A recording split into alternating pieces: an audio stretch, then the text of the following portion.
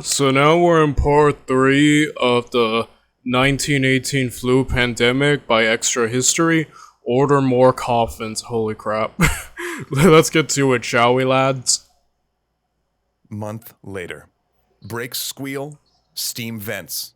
Dr. Welch and his team are pulling into a train station in Washington, D.C., returning from a grueling cross-country inspection of military hospitals.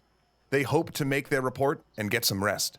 Instead, a soldier meets them on the platform with new orders. Proceed immediately to Devens. Spanish influenza has struck the camp.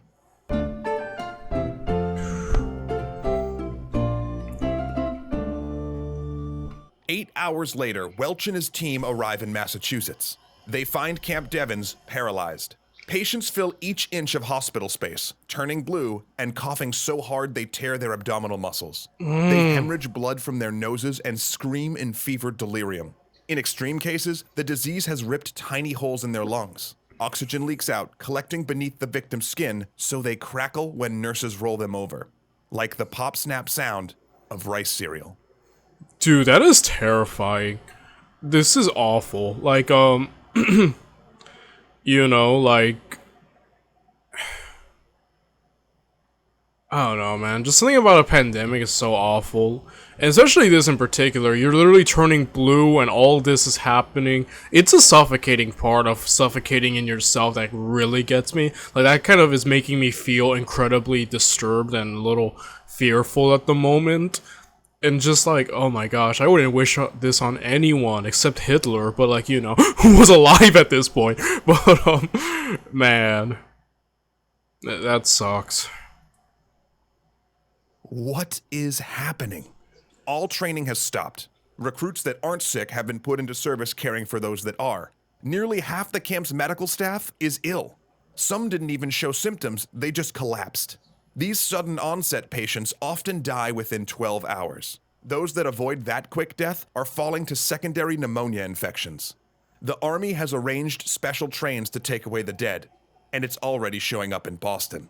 After a marathon session of autopsies revealing lungs full of frothy blood, the team turns to Welch. He's the head of the American Medical Association and has studied rare diseases on 3 continents. Shaken, Welch says, "This must be some kind of new infection or plague." Then he runs out of the room, stepping around sick men to get to a phone. He calls his boss, Army Surgeon General Gorgas. "This is going to spread," he says. "The Army needs to shut down troop movements and expand hospital space now." Then he calls the Rockefeller Institute and orders Dr. Oswald Avery to report to Devens. Avery is a peculiar man.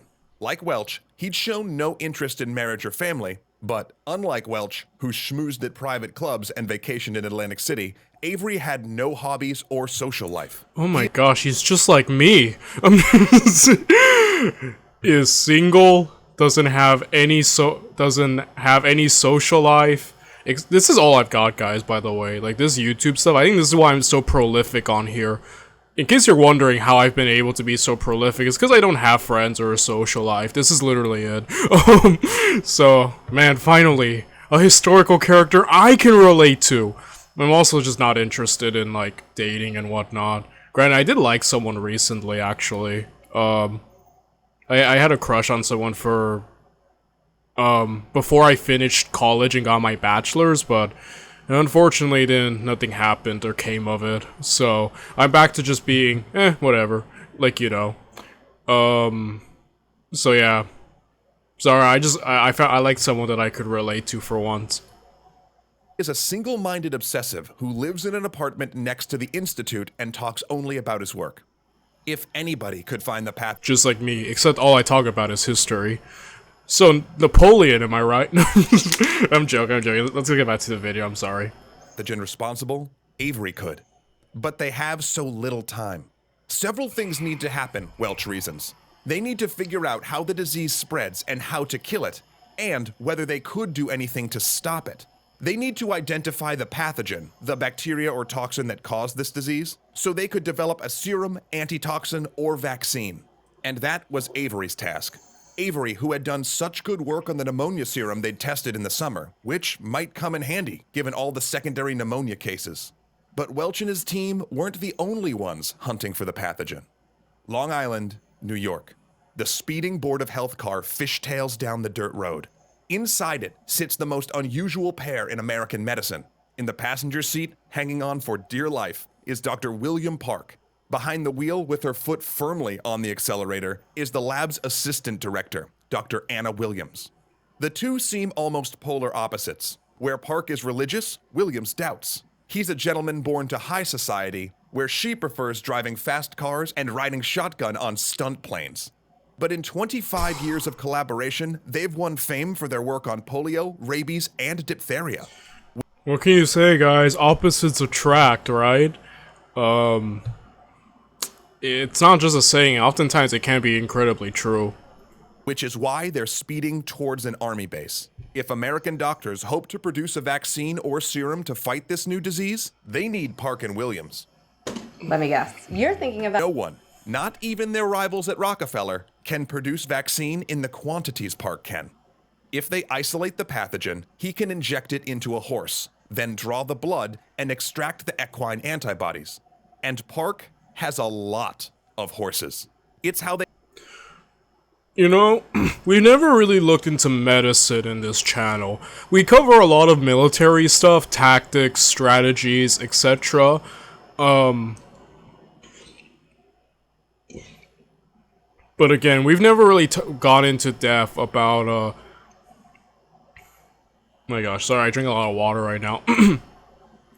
About the medical aspect of things, like, medicine and just how it formed. And it is beyond interesting, the scientific new approach. And definitely new territory for this channel's history.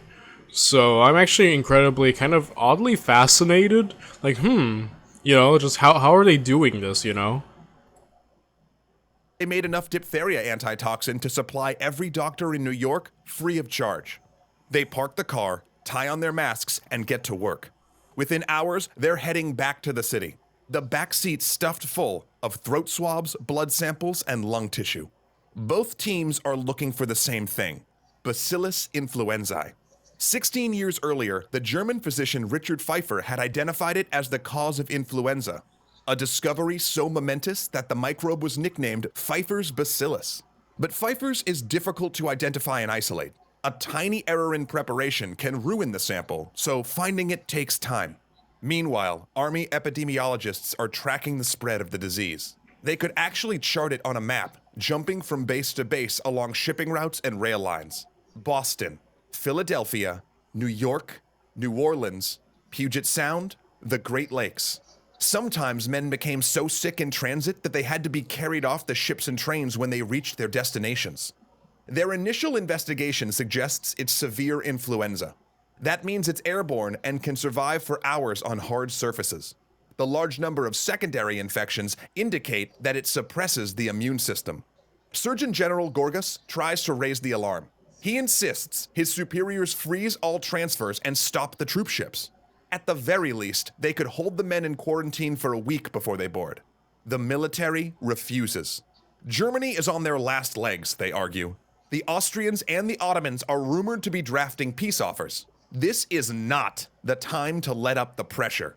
Nothing must distract them or the public from the war effort.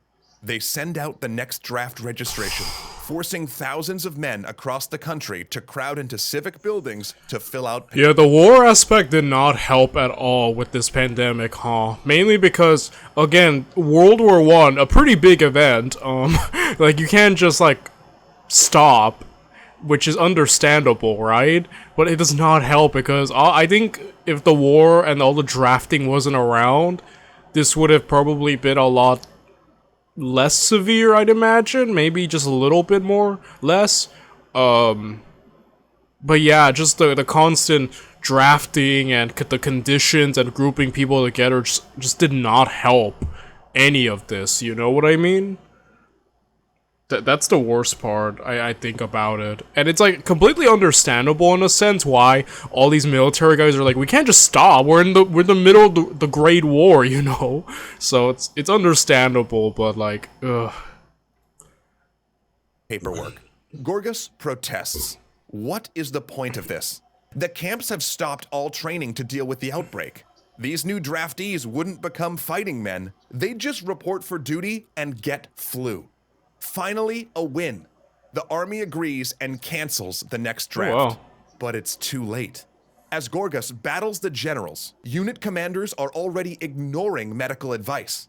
At Camp Grant, a doctor sits in the commandant's office telling his commander that the overcrowding situation is dangerous. He's ignoring regulations. Too many men in the barracks and on transfer trains.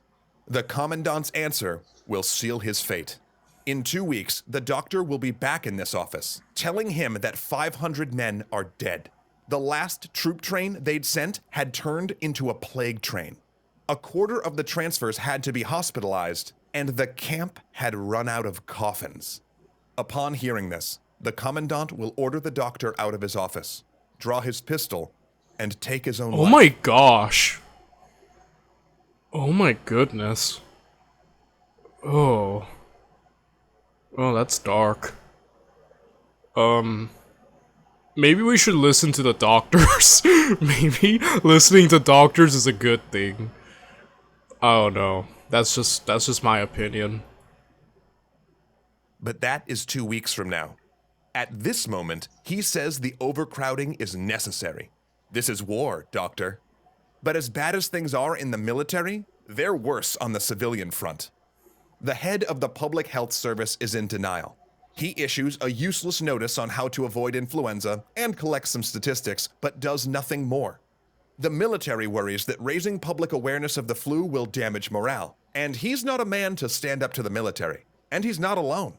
In Boston, New York, and Philadelphia, people are starting to collapse on the street or fall from horseback. Hacking, shivering patients fill hospitals. Employee absenteeism hikes up, but civic leaders refuse to admit the growing crisis. As Park and Williams race to identify the pathogen, with half their staff ill and some dying, the head of the New York Board of Health, a homeopath with no scientific training, denies there's an epidemic. In Philadelphia, the Guys, if you deny it enough, it doesn't exist. It can't hurt you if you don't acknowledge it exists. That's they're probably operating on that logic. Don't worry, guys. If we deny it enough, it'll go away. mayor and his There is no warm bossing say. officials are telling the press that the outbreak is nearly over. They continue doing so day after day as the death toll mounts and hospital wards fill.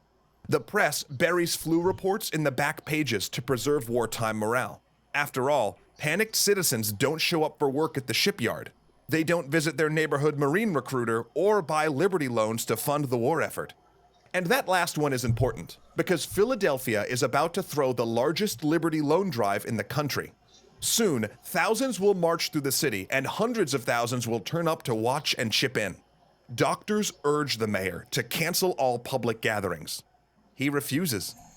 Like, guys, listen to the doctors. If a doctor ran in and warned me, I'd be like, okay, whatever you say, doc. But like, the amount of times people have just ignored the doctors who know what they're talking about is insane to me. September 27th. There's been progress. Welch and his team at Camp Devens telephone their report to Gorgas. They've found Pfeiffer's bacillus in a majority of the flu cases. Park and Williams confirm the findings in their samples. Now, if they can isolate and grow a sample of Pfeiffer's, they can begin work on a vaccine. But Avery isn't so sure. He'd found Pfeiffer's, but not consistently. In fact, he wonders if something else is responsible. A virus too small to see. If so, they could only hope that when they produced a vaccine, the horse would make antibodies for this virus as well. It was the best they could do. After making his report, Welch boards a train to D.C. It had been a period of exhausting, dangerous work. He feels bone-tired and has a headache. Oh. The symptoms start to show on the train ride. Oh no. That sucks. You know, I have to kind of give it to doctors. They're around these sick people, actively working with this. Like, they're... You know, when I think of, like a pandemic or something, you want to be as far away from others as possible, but these guys have to kind of be in the trenches. Honestly, that felt like a pretty good analogy. But they're in the trenches right here with that crap, right? Like, You have to give it. Like, they're having their own war right here with this illness right now. He switches his ticket and gets a room at his favorite hotel in Atlantic City. He'll remain there, delirious in self-imposed quarantine for weeks. The most respected man in American medicine is out of action, right when the country needs him most, because America was about to run out of coffins. My goodness.